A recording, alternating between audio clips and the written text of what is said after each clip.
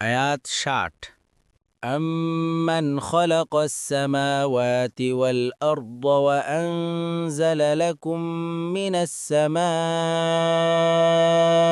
مَاءً فَأَنبَتْنَا بِهِ حَدَائِقَ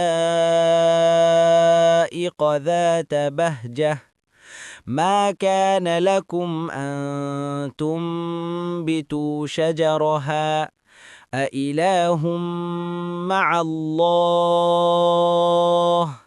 بَلْ هُمْ قَوْمٌ يَعْدِلُونَ।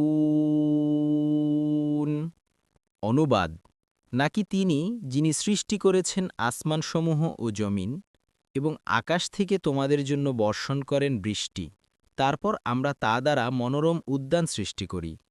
তার গাছ উদ্গত করার ক্ষমতা তোমাদের নেই। আল্লাহর সাথে অন্য কোনো ইলাহ আছে কি? বরং তারা এমন এক সম্প্রদায় যারা আল্লাহর সমকক্ষ নির্ধারণ করে। তাফসির: ১ নং ফুটনোটের বিবরণ। পরবর্তী কয়েকটি আয়াতে নাকি তিনি বলে এটা বলাই উদ্দেশ্য যে, যিনি এ কাজগুলো করতে পারেন, তিনি কি তাদের মতো যারা কিছুই করতে পারে না? কথার আকতিজ থেকে এটা বোঝা যায়, যদিও দ্বিতীয়টি এখানে বর্ণিত হয়নি। তাছাড়া আগের আয়াত, শ্রেষ্ঠ কি আল্লাহ নাকি তারা যাদেরকে শরিক করে তারা, এ কথা এর উপর প্রমাণবহ।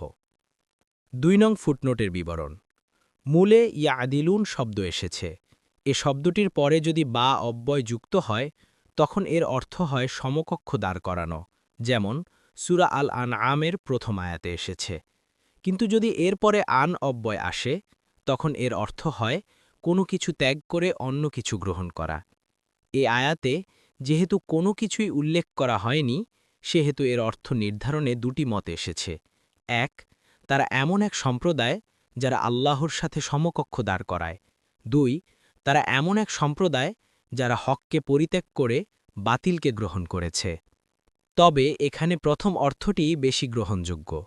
তাছাড়া ইয়াবিলুন শব্দের আরেকটি অর্থ হচ্ছে ইনসাফ করা, যেমন সূরা আল আরাফের ১৫৯, ১৮১। কিন্তু এই অর্থ এখানে উদ্দেশ্য নয়।